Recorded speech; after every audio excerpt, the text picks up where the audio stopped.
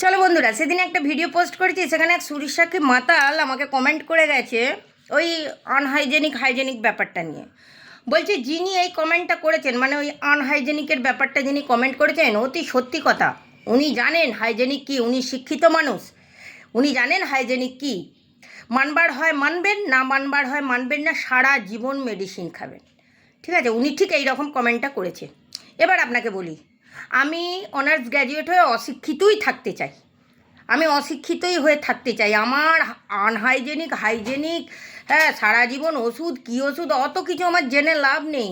আমি সারাটা দিন এই বাচ্চাগুলোর সাথে চটকে আদর করে এইভাবে আমি দিনটা কাটিয়ে নিতে চাই। ঠিক আছে, আমি তাতে অশিক্ষিতই হয়ে থাকতে চাই, আমার শিক্ষিত হওয়ার কোনো ইচ্ছাও নেই, কোনো ইচ্ছা নেই। ঠিক আছে, আমি সারাদিন ভুড়ি ভুড়ি লোম খাই, আমার পেটের ভেতর যে কত লোম ঢুকছে, চায়ে লোম, ভাতে লোম, তরকারিতে লোম, বিছনায় লোম, জামা কাপড়ের লোম, চারিদিকে চারিদিকে লোম। আমার বাড়িতে যে আসবে সে চারিদিকে লোম দেখতে পাবে। ঠিক আছে, হাইজেনিক মানার আমার কোনো দরকার নেই। এবার রইল ওষুধ খাবার কথা, সেটা তো ভবিষ্যৎ বলবে কে কতটা সুস্থ, কে কতটা ফুর্তিতে আছে, কে কতটা শান্তিতে আছে। ঠিক আছে, এই হলো ব্যাপার। চলো, আমার শিক্ষিত হয়ে কোনো দরকার নেই, আমি প্রাউড ফিল করি আমি অশিক্ষিত এদেরকে নিয়ে। ঠিক আছে।